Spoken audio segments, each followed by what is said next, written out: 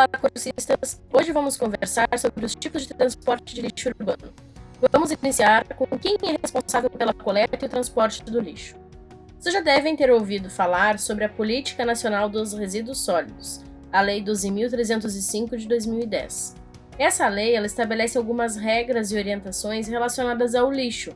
Dentre essas regras, ela determina que o transporte de resíduos sólidos, o lixo, é responsabilidade dos municípios. Geralmente, os municípios ficam responsáveis pela coleta do lixo domiciliar, que é aquele gerado nas nossas casas, como restos de comida, papel higiênico, cascas de alimentos, o lixo que não pode ser reciclado. E também pela coleta seletiva, que em algumas cidades tem e passa em dias diferentes da coleta comum.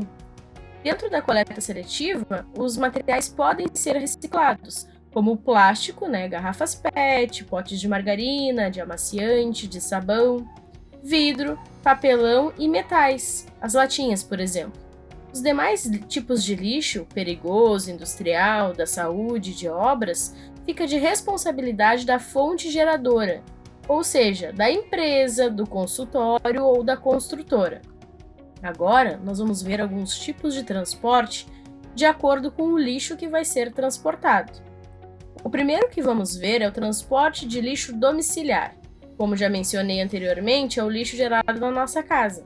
Esse lixo é transportado em um caminhão compactador.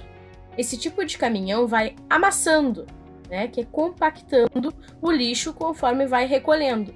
Essa compactação, além de facilitar o transporte, que faz caber mais dentro do caminhão, ela evita que o lixo forme o chorume e que fique pingando esse líquido durante o transporte. Lembrando, pessoal, que o caminhão da coleta, indiferente do tipo de lixo, sempre deve estar em excelente estado de conservação para evitar vazamentos e acidentes.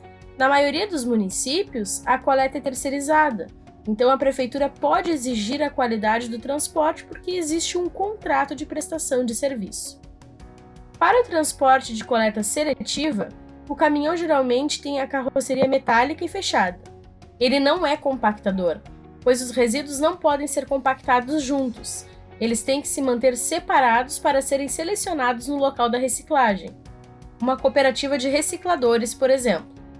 Hoje em dia, nós estamos modificando alguns termos, então não se usa mais catadores de lixo. Sendo assim, se usa termos como recicladores ou coletadores de resíduos. O terceiro tipo de transporte é o industrial. A escolha do tipo de caminhão de lixo industrial vai variar de acordo com o tipo de lixo que se quer transportar.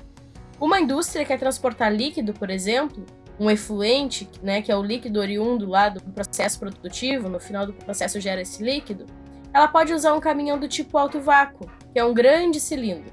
Esse caminhão tem as características necessárias para que o líquido seja transportado em segurança sem riscos de vazamentos. Se a indústria quer transportar um resíduo inerte, como madeira, ela pode usar um caminhão do tipo baú. Então, na parte industrial, primeiro tem que saber o tipo de lixo que se quer transportar, para depois verificar qual é o caminhão específico e seguro para realizar aquele transporte.